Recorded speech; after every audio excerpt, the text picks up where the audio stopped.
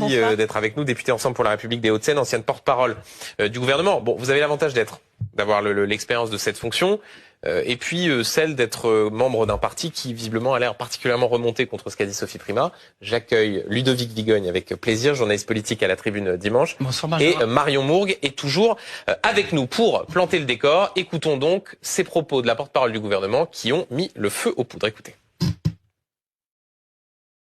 La question, c'est pas être opposant au macronisme. Le macronisme probablement trouvera une fin dans les mois qui viennent avec la fin du quinquennat, du deuxième quinquennat du président Macron. La question est de savoir comment on rebâtit la suite.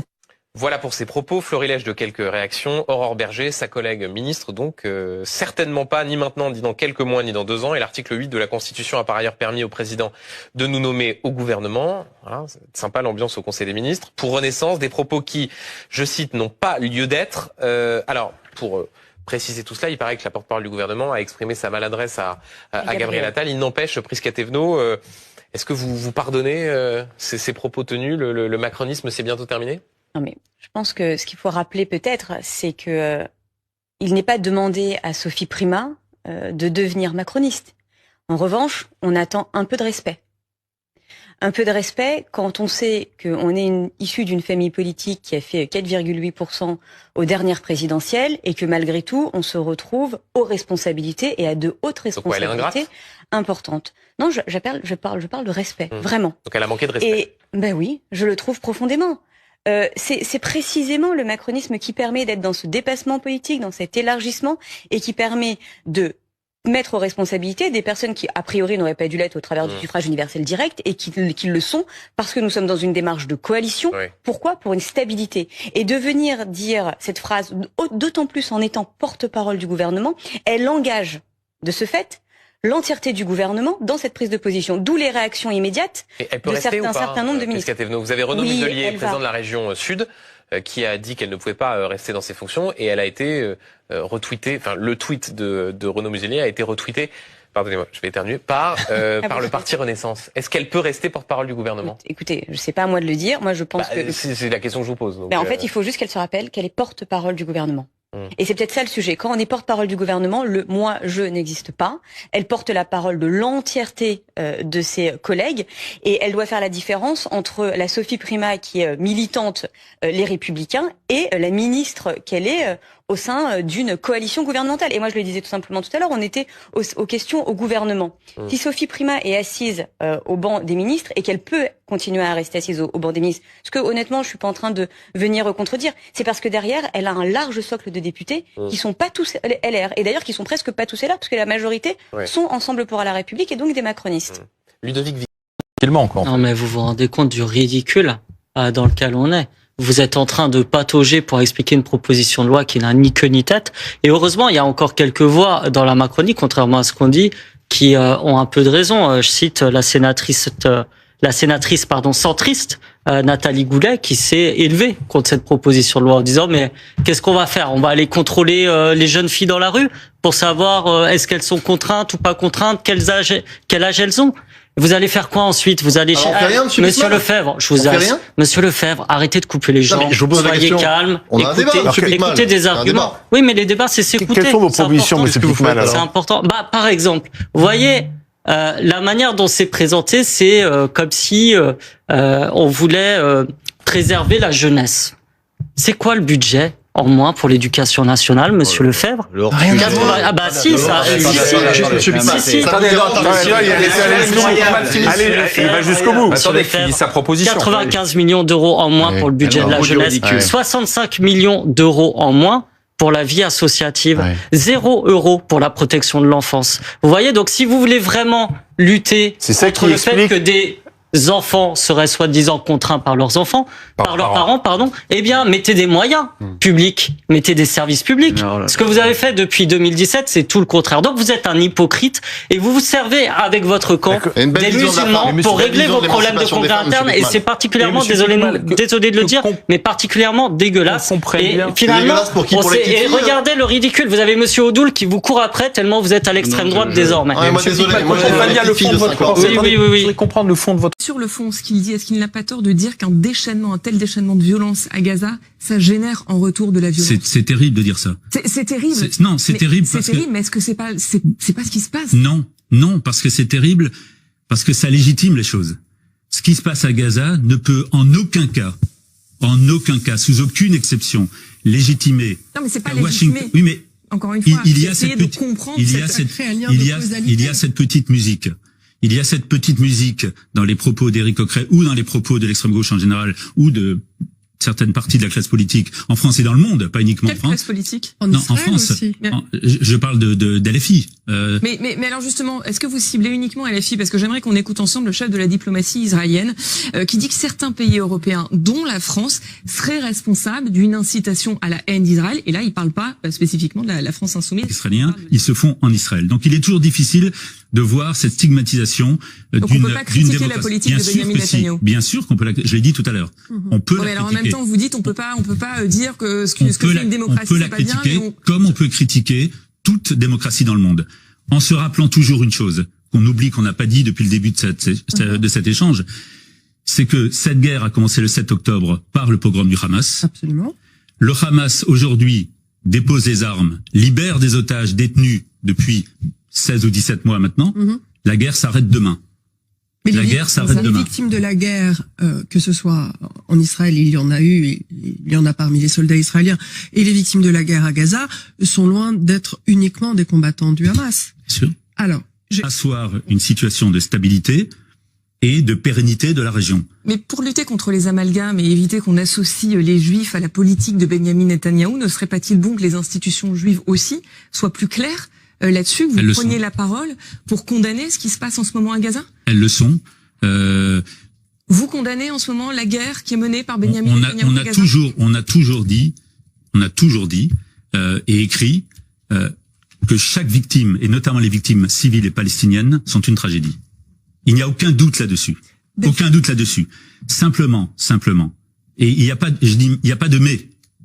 Simplement, c'est bien de rappeler que la responsabilité de ces victimes, utilisées en bouclier humain, tout le monde le sait, utilisées par le Hamas, qui eux se cachent dans les tunnels et qui laissent leur population subir les effets de la guerre.